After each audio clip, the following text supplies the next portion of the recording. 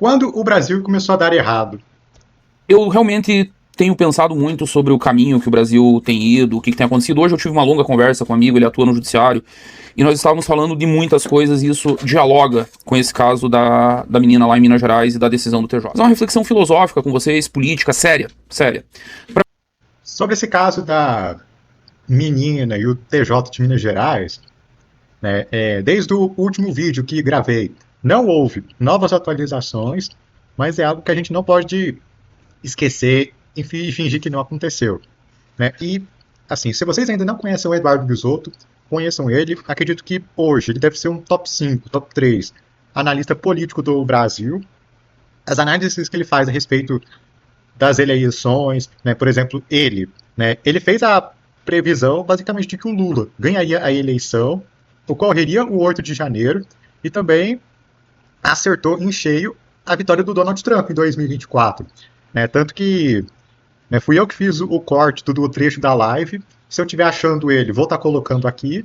Eu acho que Trump vai vencer nos dois. No colégio eleitoral, isso pra mim tá consolidado, tá dado, só uma tragédia tira. E no voto popular também, surpreendendo muita gente. Eu vou trazer os números aqui pra vocês. Eu tinha o número do Real Clear Politics.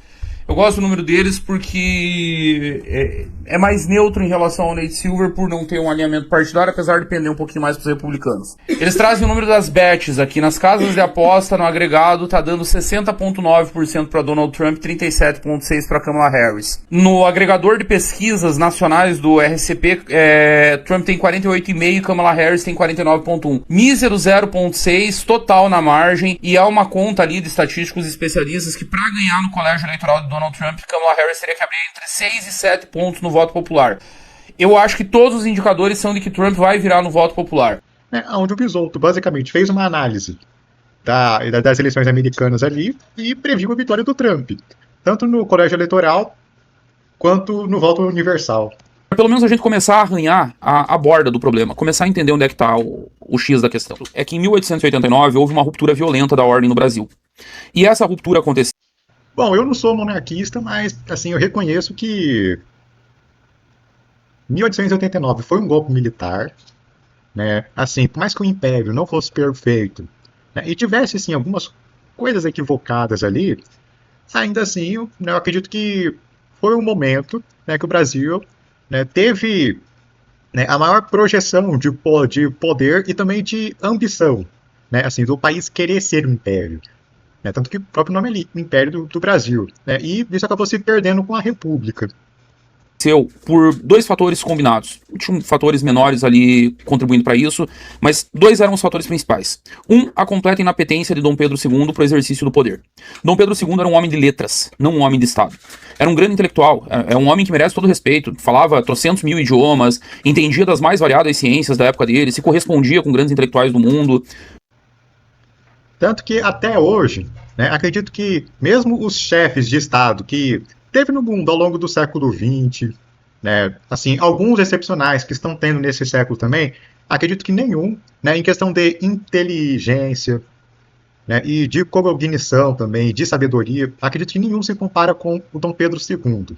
Né, acredito que nesse quesito ele foi único, né, assim, eu acredito que nunca mais na história do Brasil vamos ter alguém, né, com o mesmo calibre intelectual que ele tinha, né, e, né, assim, tudo na vida se compensa. Né, ao mesmo tempo que o Dom Pedro II ele gozava, né, de uma grande mente, de um grande intelecto, né, politicamente ele era um desastre. Né, tanto que, né, ele simplesmente não reagiu, né, ao golpe que teve em 89, né, e assim, golpe esse que aconteceu justamente por conta da inabilidade política dele, né, em lidar, né, com os diversos setores que haviam dentro da sociedade brasileira, tanto setores urbanos, rurais, né, o setor militar também. Um grande homem, que merecia todo o respeito do mundo. Um mau chefe de Estado. Homem que não tinha apetência para o exercício do poder. E nas poucas vezes em que exerceu o poder, exerceu de modo afobado, assodado, movido pelo ímpeto da juventude, como foi o caso da Guerra do Paraguai, em que levou muito além a guerra do que era. O Dom Pedro II, se eu não estiver enganado, ele assumiu o trono, né, quando ele tinha apenas 14 anos. Né? Assim, penso que é uma pessoa com 14 anos assumir um poder tão grande, uma responsabilidade tão grande quanto ele assumiu. E, de fato, quando a gente é jovem, né, a gente não vai pensar muito nas consequências dos nossos atos. Né? E, né, como diz aquela frase, a gente é livre para escolher, mas sempre seremos escravos das consequências. Necessário, já havia vencido a guerra, mas como tomou por ofensa pessoal a invasão de Solano Lopes ao Mato Grosso, não sossegou enquanto não matou o próprio Solano Lopes. E o custo disso foi gerar um verdadeiro genocídio no Paraguai. Um genocídio que ajudaria a explicar por que 1889 aconteceu. Porque os militares que estavam lá ficaram putos com ele. Porque os militares que estavam lá consideraram o Conde Du, o genro de Dom Pedro II, um carniceiro. Porque eles viram que só tinha mulher que... Bom, isso chega a ser questionável porque, por mais que haja fontes de que tenha ocorrido esse tal genocídio no Paraguai em decorrência da guerra, né, ainda assim, existem várias versões. Né, por exemplo, tem versão que diz que o Brasil matou 90% da população do Paraguai na época, o que por si só é um número absurdo.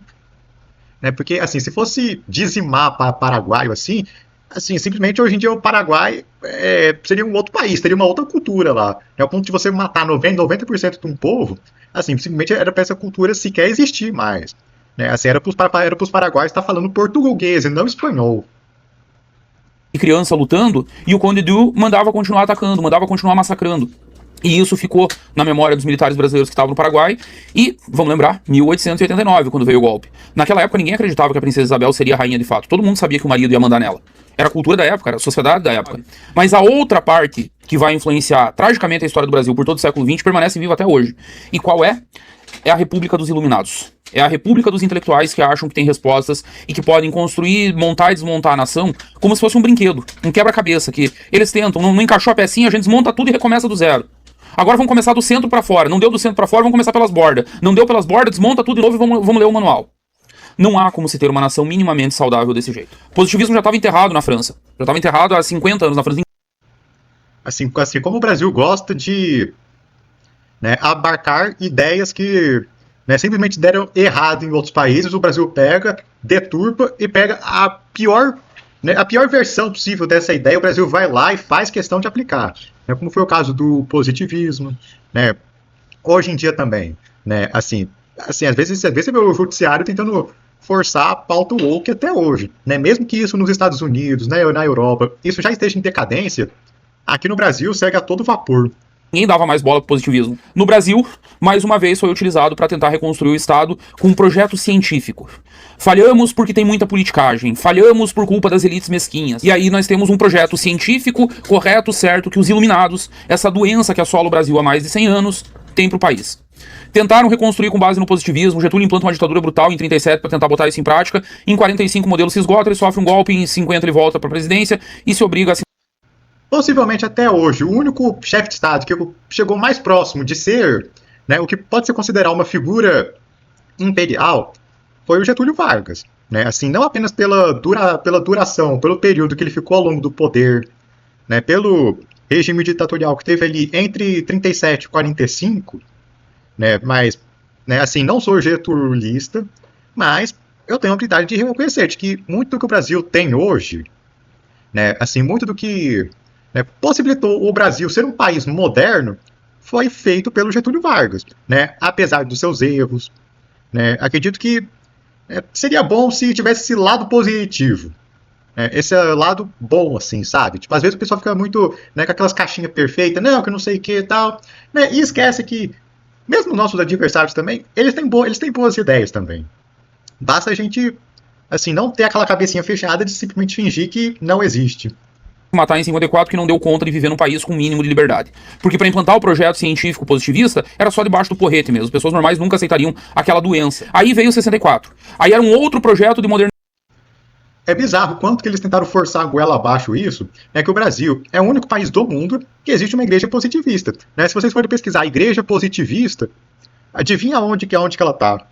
Organização autoritária. Mais uma vez, projetinho pronto, vamos copiar o liberalismo, vamos copiar o capitalismo na marra, a modernização na marra, vamos criar Banco Central e tudo vai se resolver magicamente. Até deu certo por um tempo e isso é inegável. Basta pegar os números do governo Emílio Garrastazu Médici. Por 5 anos, crescimento chinês. Só que aí chega no governo Geisel e o Brasil basicamente colapsa.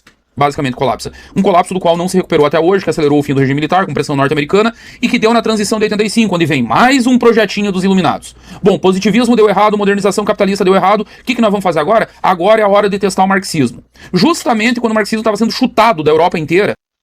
de novo o Brasil querendo adotar a ideia velha. Né? Inclusive, boa parte dos problemas que o Brasil tem hoje, né, é em decorrência desse equilíbrio que eles tentaram fazer entre o capitalismo, né, social-democracia e o socialismo. É assim, né, isso criou uma Constituição tão esquizofrênica, né, que ao mesmo tempo, né, que assim, se a gente não tem uma Constituição completamente socialista, né, foi por causa no período, né, que da Constituinte, né, que teve um setor ruralista ali que foi se organizou ali, né, para impedir justamente que a Constituição, por exemplo, não abarcasse, por exemplo, a propriedade privada. Né, para vocês terem ideia do nível da loucura que eles estavam naquele momento. Justamente quando a União Soviética estava prestes a cair, um ano antes da União Soviética cair o Muro de Berlim, a Alemanha ser reunificada, e 3 anos antes do fim da União Soviética, vão lá os gênios iluminados brasileiros e metem marxismo. Aí nós temos que fazer arranca-rabo de classes, aí nós temos que equilibrar, aí nós temos que trazer uma nova classe para o poder, aí a vanguarda do partido tem que assumir o comando do Estado brasileiro. E tudo isso tem um problema muito sério, porque existe algo, para além dos projetos de qualquer iluminado, existe um negócio chamado realidade. O Brasil foi fundado em 1500. O Brasil foi fundado por portugueses, por templários, pelos herdeiros dos templários, a Ordem de Cristo. O Brasil é um país católico, latino e descendente de Roma. A tradição romana é uma tradição personalista. E, inclusive, a tradição religiosa romana é uma tradição personalista. Todo católico mediano deveria saber, uma boa parte não sabe, mas deveriam saber, todos os papas repetiram isso ao longo da história, a teologia católica básica, que Cristo é verdadeiramente Deus e verdadeiramente homem. Para nós, católicos romanos, e para toda a tradição católica, porque há os outros ritos também, o maronita, enfim, o siríaco, tem outros. Para católicos, Deus se fez homem e habitou entre nós. Nós acreditamos nisso, de verdade. E a nossa tradição toda, todo o resto, é derivado disso. A política é derivada disso.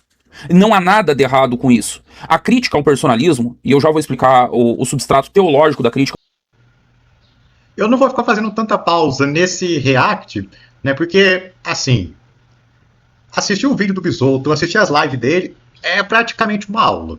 Né? Assim, eu acredito que o Bisotto deve ser uma das poucas pessoas que, né, o que ele fala, você ouve. Você pode não concordar no primeiro momento, né, pode achar que ele tá louco, que ele enlouqueceu, né, mas...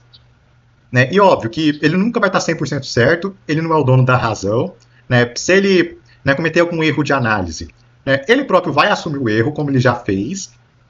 Né, e, né, acredito que, por exemplo, dessa parte que ele falou agora, né, às vezes eu tenho de fato aquela impressão de que, né, assim, né, você quer mudar tudo, né, porque você tem em mente uma coisa que é espetacular, não sei o quê, né, e simplesmente você ignora, né, o simples fato de que o Brasil é um país que tem o seu próprio idioma, tem uma cultura própria, tem uma cultura religiosa também, né, por mais que hoje em dia o Brasil, né, assim, esteja tendo uma ascensão das igrejas evangélicas, né, ainda assim, a cultura em si, ela vai espelhar a nossa origem, que é o quê? A formação católica. O personalismo é uma crítica de povos que não beberam na tradição de Roma. São os povos que, até o fim do Império Romano, eram chamados de bárbaros. Porque não tinham o direito romano, porque não tinham a cultura romana, porque não tinham a civilização romana. E, por fim, a teologia romana. Eles eram os bárbaros. Para esses povos, personalismo é uma coisa ruim. São esses povos que vão criar projetos impessoais de tentar remoldar as sociedades.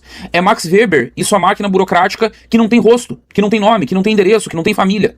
O que importa é a burocracia, o que importa é termos uma burocracia eficaz. Se a burocracia for eficaz, o Estado será eficaz. Famílias, descendência, nada disso importa. É essa galera que no Brasil vai fazer uma crítica brutal ao tal do patrimonialismo. E aí você começa a crítica ao patrimonialismo pelos positivistas que querem uma sociedade científica e depois avança para os marxistas e para os weberianos, que se complementam por mais que tentem achar que são antípodas. Não são. Os dois bebem na mesma fonte hegeliana. Os dois têm a mesma tradição bárbara. É tudo a mesma tradição.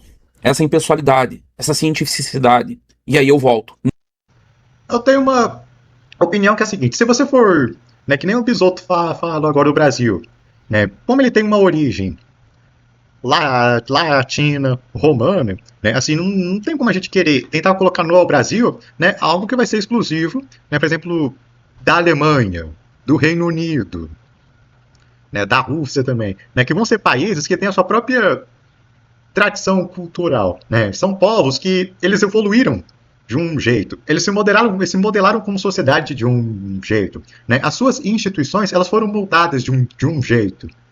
Né? Por exemplo, né, assim, eu sei que vai ser meio viajado o que eu vou falar agora, né, mas se vocês forem comparar o Império Romano com o Sacro Império Romano Germânico, né, assim, enquanto o Império Romano, né, ele tinha essa característica da figura central, né, do imperador, né, por mais que antes do Império, né, eles tenham sido uma república, né, ainda assim você tinha a figura do cônsul, né, a figura ali que é considerada uma figura máxima, né, assim, uma figura que, né, assim, eu não gosto de fazer esses comparativos religiosos, né, mas é como se fosse uma pessoa sobre a qual Deus ungiu para governar o país. É isso. Né? Enquanto que nessas outras sociedades que o Bisotto falou, né, elas não se moldaram dessa forma. Né? Por isso que elas vão ter outras tradições. Né? Assim, certas coisas que vão funcionar nesses países não vão funcionar no Brasil. Né? E se o Brasil ele quiser ter um novo horizonte, né, ter um horizonte de glória, né, ser de fato um país, ele precisa se espelhar no que mais deu certo nas sociedades de origem latina-romana. Nós somos latinos. Nós somos herdeiros de Roma. Nós não somos dessa galera. Nós estamos há 100 anos tentando reinventar a roda. Não, porque o Brasil tem que ter um governo científico, porque o governo tem que ser técnico, porque você só pode nomear técnicos, porque tem que acabar com o patrimonialismo, porque a desgraça do Brasil é o patrimonialismo e não, a desgraça do Brasil não é o patrimonialismo. A desgraça do Brasil é que no último século, desde 1889, nós mandamos um recado muito direto para as nossas elites, em todas as épocas. Olha, o poder teu é passageiro, tá? A cada 30 anos, mais ou menos, vai surgir um iluminado e ele vai ter uma ideia brilhante. E aí ele vai dar um jeito de, pela força, acabar com tudo que você construiu e recomeçar do zero. Não importa o que você faça. Só que tem um problema, vamos lembrar, vou repetir de novo. Nós fomos criados por portugueses. Nós fomos criados com base no direito romano, na teologia romana, na espiritualidade romana. Qual foi o nosso primeiro modelo de colonização? Sesmarias. Imensas fatias do território divididas por famílias. E aí as pessoas tendem a... Se vocês lerem os críticos ao patrimonialismo, todos vão repetir a mesma ladainha. Ah, e a desgraça do Brasil começou aí. Não. Não tinha desgraça nenhuma. A parte que deu certo no processo civilizatório brasileiro começou aí. Porque aquelas famílias que recebiam aquelas imensas faixas de terra tinham responsabilidades. Eles tinham que prestar contas à coroa. Eles tinham que catequizar os índios, eles tinham que cuidar das pessoas sob responsabilidade no território, eles tinham que responder pelos escravos, eles tinham que dar conta do patrimônio natural que eles encontravam e reportar isso à coroa. Não era simplesmente pegar, saquear e ir embora. Aliás, muito pelo contrário, quem ganhava em sesmarias tinha que vir pra cá. Tinha que colonizar de fato, tinha que estar presente em cada sesmaria. Depois nós avançamos pro governo geral, mas ainda continuando com o modelo de descentralização nesses moldes. Famílias em cada parte do território, governando, reportando ao governador geral, que reportava ao rei. E até o fim do Império, no fim das contas, a tradição dos coronéis no Império, que o imperador não tinha um exército até a Guerra do Paraguai. Ele tinha só coronéis que ele nomeava em cada região, não era exatamente em cada estado, estados maiores tinham mais de um coronel. Ele nomeava o coronel e o coronel tinha funções de juiz, de governante, de legislador, de tudo. E ele reportava ao imperador. Até essa tradição era positiva porque ela internalizava o desenvolvimento, descentralizava o desenvolvimento e responsabilizava, acima de tudo, o coronel. É uma tradição que remonta ao período medieval. Se vocês estudarem o período feudal na Europa, perdeu-se quase tudo de Roma, mas as tradições ficaram, o inconsciente coletivo ficou. E uma das tradições era que os senhores feudais, eles tinham uma vida muito superior à dos servos, muito superior à dos escravos, muito superior a de qualquer outro membro que morasse nos feudos. E inclusive do ponto de vista moral. Era comum senhores feudais morrerem de sífilis, porque os castelos em que eles moravam eram verdadeiros puteiros. As mulheres dos senhores feudais eram putas, era suruba o tempo inteiro, tem registro histórico disso. E a igreja, os padres, os bispos faziam vista grossa. Um jovenzinho desavisado diria que era hipocrisia, não era. A vista grossa tinha um motivo, havia um entendimento oriundo da moral romana de que era uma coisa muito simples. Era uma época instável, havia ataques de bárbaros o tempo inteiro, os feudos eram atacados militarmente o tempo inteiro. Quando havia um ataque não eram servos que iam pra linha de frente. Até porque servos não tinham dinheiro pra armadura, não tinham dinheiro pra armamento, não tinham dinheiro pra cavalo, não tinham dinheiro pra nada. Eles viviam ali do que plantavam e da sobra. Porque... Quem ia pra guerra, o Bisotto provavelmente vai falar agora, eram os nobres. Né? E os nobres, naquela época, eles se sacrificavam. Né, pelo reino, pelo feudo. Né? Hoje, os nossos nobres, como que eles são hoje em dia? Né? E né, eu esqueci de falar antes, né, mas os iluminados que hoje querem remoldar o Brasil, né, são os iluminados que hoje, por exemplo, estão no STF, estão nas instituições, seja no jornalismo, né, nos partidos de esquerda também. Né? Acredito que, assim, né, eu acho que... Né, é possível já chegar nessa conclusão de que boa parte do que começou a dar errado no Brasil, do que deu errado no Brasil, foi justamente quando o Brasil, né, ele tentou ser outra coisa e não ser ele. Né? Como diria aquele ditado, né, por vezes, é melhor sermos quem nós somos, com os nossos defeitos, com as nossas qualidades, né, com as nossas imperfeições, mas sermos nós mesmos, por quê? Né, tudo que a gente for fazer, a gente vai fazê-lo, né, da melhor forma possível, né, iremos fazê-lo, né, assim, tendo noção das nossas qualidades e defeitos, né, a gente vai saber, né, executar algo, né, sendo realista, né, tendo em mente que, né, assim, certas coisas às vezes você pode precisar evoluir, outras não, né, e, né, acredito que hoje, né, assim, vai soar meio chato repetir falar isso, mas claro, eu acho que o único hoje, o grupo político que tem essa noção, né, tanto que o Orlando Lima, né, ele já está desenvolvendo uma tese a respeito do patrimonialismo virtuoso, né, gira em torno justamente disso, de ao invés de tentar remodelar o Brasil, né, de tentar mudar a cabeça das pessoas à força, não, né, a gente pega algo que já é da natureza do brasileiro, né, e adapta ela para uma lógica do século XXI. O grosso eles tinham que entregar pro senhor feudal. Em compensação, nenhum servo, nenhum filho de um servo, nem nenhum pobre do feudo ia pra linha de frente morrer. Quem ia eram os nobres. Era a ética da responsabilidade. Você vai sim ter uma vida de prazer. Essa palavra é muito importante. A ética da responsabilidade. Né? Assim, enquanto, né, os políticos, né, todos aqueles que querem fazer parte daquilo que se chama de elite no Brasil, não têm noção do que seja a ética da responsabilidade, estamos ferrados. Você vai sim ter uma vida de luxos. Você vai sim ter uma vida muito superior ao da plebe que você governa. Em troca, quando precisar morrer, é você que morre, não é o pobre. Ele vai ficar protegido dentro das muralhas do feudo. Ele não vai sair pra lutar. Os filhos dele não vão sair pra lutar, serão os teus filhos que vão sair pra lutar. E hoje o que acontece? O contrário. Noblicer obligager, se eu não me engano em francês, é o termo. Era a velha ética da nobreza. Nobres têm direito a vidas muito melhores, muito mais divertidas do que a minha. Em compensação, eles também são obrigados a ter mais sacrifícios do que eu. A partir de 1889, a mensagem que nós mandamos para a elite brasileira foi: vocês não vão mais ter privilégios porque tudo pode desabar da noite pro dia. Eles entenderam o recado. E aí eles se reinventaram, garantindo os privilégios sem a responsabilidade. Eles não ficam expostos. Eles não ficam expostos. Se lá no começo era o exército que exerceu o poder pela força, o que a elite fez? Até a metade do século passado era isso. Até ali os anos 50, 60. Manda seus filhos estudarem em academias militares e se tornarem oficiais. Os pobres vão ser praças, vão ganhar um salário de merda e vão ser mandados pelos oficiais que são filhos da elite. Eles vão controlar na marra as mudanças políticas. Se a mudança de 1985 diz que agora a força está no judiciário, eles se reinventam mais uma vez, eles vão pra dentro do judiciário. E eles vão sempre pra lugares, seja o oficialato das Forças Armadas, seja o judiciário, em que eles tenham o poder, em que não fiquem expostos a cobranças pela responsabilidade. Para completar a desgraça, porque a desgraça ela nunca vem sozinha, ela é múltipla. A partir de 85, o Brasil vai viver uma longa marcha de criminalização da política. Uma longuíssima marcha de criminalização da política. É polêmico isso, mas boa parte dos problemas que temos no Brasil hoje é muita decorrência da marginalização daquilo que verdadeiramente é a política. Né? E assim, para longe daqueles clichês de que não, as pessoas deveriam se importar mais com a política, não sei o que e tal.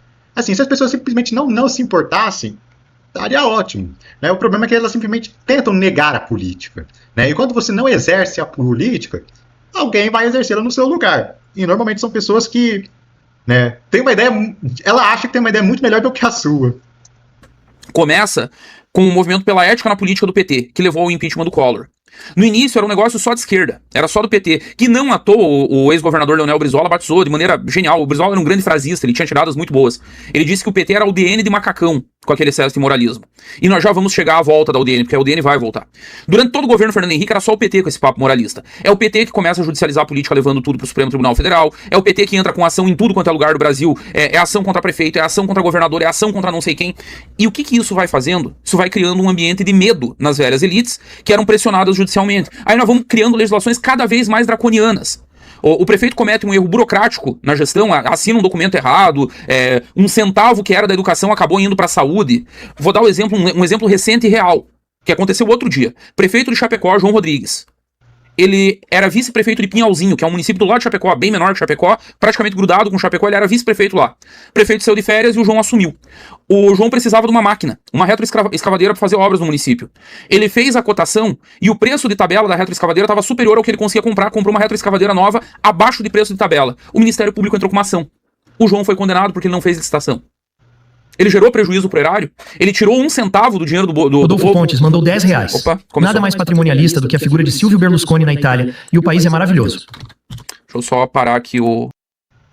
Sobre o que o Bisotto falou agora há pouco, assim, é um completo absurdo, né, um prefeito ele ser condenado simplesmente porque, nesse caso, comprou uma retroescavadeira mais barata e com menos burocracia, né, e, assim, eu dou sorte, eu dou graças a Deus que uma das coisas que eu não sou é prefeito, porque ser prefeito no Brasil, né, assim, você só vai vir com nabo só, você só vai receber o nabo só, né, porque além de ter muita responsabilidade, né, como o Bisotto falou, qualquer coisinha ali, bens bloqueados, ação do Ministério Público, ação de não sei o quê, né, e muitas das vezes você acaba sendo penalizado, né, por uma coisa que nem sequer foi culpa sua, por exemplo, às vezes, sei lá, né, foi um funcionário de tal departamento que fez alguma coisa de errado, né, aí, né, você acaba respondendo pelo erro de terceiro, nesse caso, porque tipo alguém que você muitas das vezes nem tem noção da pessoa, né, e, né, assim, dentro de uma prefeitura, né, com exceção de cidades muito pequenas, normalmente em cidades grandes, né, elas vão ter uma máquina administrativa ali relativamente grande, tanto de funcionários públicos, terceirizados, secretarias, departamentos, autarquias, né, o próprio gabinete do prefeito também, e por aí vai. E muitas das vezes nem o próprio prefeito vai ter noção do que o funcionário público na ponta está fazendo, ou deixando de fazer, né? E aí o prefeito, nesse caso, acaba assumindo a responsabilidade, né? Assim, óbvio, né, que o prefeito ele não tem que estar livre da fiscalização, da cobrança, né? A pessoa se elege prefeito sabendo disso, né? Mas tenham em mente, para governar, o gestor público precisa gozar de certa margem de manobra e de liberdade de ação. Hoje os prefeitos têm isso? Não. O LivePix, depois eu retomo. Pronto. Retomando meu raciocínio aqui. O João economizou dinheiro do povo. Ele tratou o dinheiro do povo como se espera que deve ser tratado. O MP em trocação. João condenado em primeira instância, João condenado em segunda. João Rodrigues preso porque economizou na compra de uma retroescavadeira. Sim, prendemos um prefeito porque economizou na compra de uma retroescavadeira. Esse é o estágio que chegou no Brasil.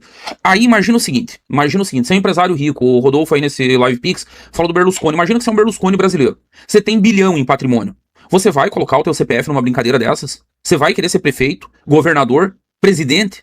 É óbvio que não. É suicídio. Você vai querer que teu filho, ainda que ele tenha vocação. Imagina lá o filho do empresário, o filho do Berlusconi brasileiro. Vamos imaginar que o Silvio Santos, uma das filhas, tivesse vocação pra política. Você acha que o Silvio deixaria uma das meninas aí? Mas você tá louca. Eu tentei em 89, me incomodei só um resto, agora tá muito pior. Você quer perder tudo que eu levei uma vida inteira pra construir? Você acha que o filho do Roberto Marinho vai tentar a carreira política? Ou qualquer outro grande... O velho da van. Rastejaram pro velho da van aqui em 2018, em 2022. Pelo amor de Deus, seja candidato. E vou dizer um negócio pra vocês. Se o velho fosse candidato a governador, senador, o que ele quisesse, ele tá eleito, mas com o pé nas costas, sobrando. E o novo pacto político, uma nova constituição que venha a ser feita no Brasil, algo que precisa ser retomado é o poder dos prefeitos e dos gestores públicos, né? Porque não adianta a gente querer se iludir, que alguma pessoa iluminada vai ter uma ideia pronta, vai ter uma ideia pronta, vai fazer isso e aquilo, não sei o quê, né? E sendo quem, na verdade, vai tomar as melhores decisões é quem tá na ponta. E dentro da administração pública, quem vai estar mais próximo da população, vai estar mais próximo da ponta, são os prefeitos, são os governadores, né? Que eles vão ter noção da realidade dos seus estados, né? Eles vão ter uma noção melhor de quais são as necessidades das pessoas ali, né? Por exemplo, uma coisa absurda que é existir despesa obrigatória para a saúde, para a educação, para a segurança, né? E assim, o pessoal só vê o lado positivo disso. Não, porque vamos obrigar o gestor público a destinar recurso, né? E sendo que muitas das vezes, né, por exemplo, tem município, né, que basicamente você não precisa de investimento na educação, né? Ou se for investimento, vai ser um investimento mínimo. Ali você não vai precisar destinar 20% do orçamento que a cidade dispõe numa área, às vezes 5, 6, né? Às vezes pode ter outras áreas, né, que acabe demandando mais, né? Por exemplo, segurança pública, né? Tem um lugar que o ideal seria gastar metade do orçamento em segurança pública, né? De tão ferrado que o problema está, mais por conta dos gastos obrigatórios ali, que você é obrigado a ter em outras áreas, né? Você acaba negligenciando uma área que é mais urgente, né? E também, agora falando do lado negativo disso aí, é que isso acaba abrindo margem de manobra para corrupção, né? Por quê? Porque se uma cidade, para manter uma estrutura de serviço numa determinada área, né, precise de 5, 10, 12% dos recursos e você é obrigado a destinar 20%, né? Assim, se o prefeito ele for malandro, né, o que ele vai fazer? Ele vai montar esquema na área, vai montar esquema com OS, né, e o que o cara vai fazer? Vai roubar. Simples. Né? Assim, superfatura umas notas,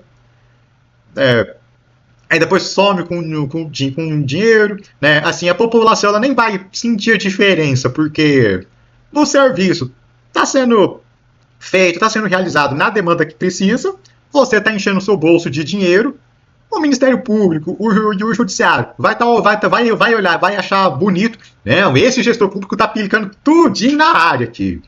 E tá aplicando na área e tá aplicando no bolso dele e dos amigos dele também. Sem sair de Brusque, sem pedir voto pra ninguém. O velho é ídolo no estado. Pergunta se ele quer. Ele não é suicida. Ele só apoiou o Bolsonaro e quase acabaram com o velho. Multa multimilionária, processo no STF, um inferno. Se as elites não vão pra política, quem que vai? Cada vez mais a ralé. Cada vez mais a escória. Cada vez mais gente que não tem o mínimo preparo, a mínima condição, a mínima memória de Estado, porque sim, isso que todo mundo tenta vender como algo muito ruim. Ah, porque a família tá não sei quantas gerações no poder, isso não é ruim em essência. Muito pelo contrário. Isso poderia ser positivo se nós não tivéssemos uma elite completamente desvinculada de responsabilidades.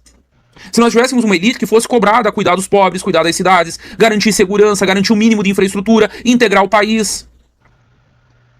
Esse vai ser o ponto de virada. Né? Quando o Brasil tiver noção, né, de que os seus gestores públicos, né, eles precisam ter responsabilidade, as suas elites precisam ter responsabilidade pelo poder e privilégio que têm, nós conseguiremos ser um país totalmente diferente.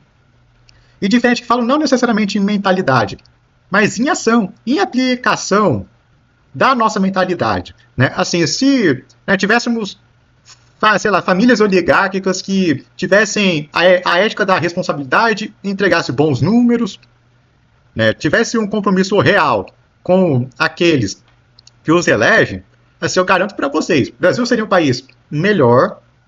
Né? Acredito que assim, o que o Partido Missão, o Movimento Brasil Livre, deve ter em mente quando chegar lá é como modernizar o Brasil para o século XXI, ao mesmo tempo que não se tenta reformular a mentalidade do brasileiro.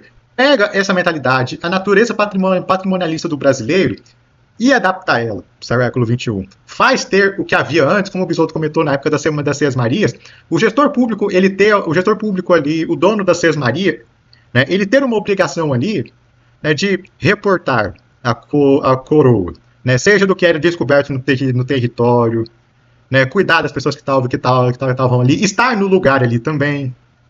Né, e por hoje o React é isso, pessoal. Né, sexta-feira agora, não esqueçam, eu vou estar trazendo o Guto Schiavetto, né, que é um dos pré-candidatos a deputado federal pelo Partido Missão. Né, e em breve também estaria divulgando novas entrevistas também que já estão agendadas. Né, sexta-feira, 6 da noite, esteja aqui no meu canal, que vocês vão amar conhecer o Guto Schiavetto. É isso, pessoal. Fique com Deus e até mais.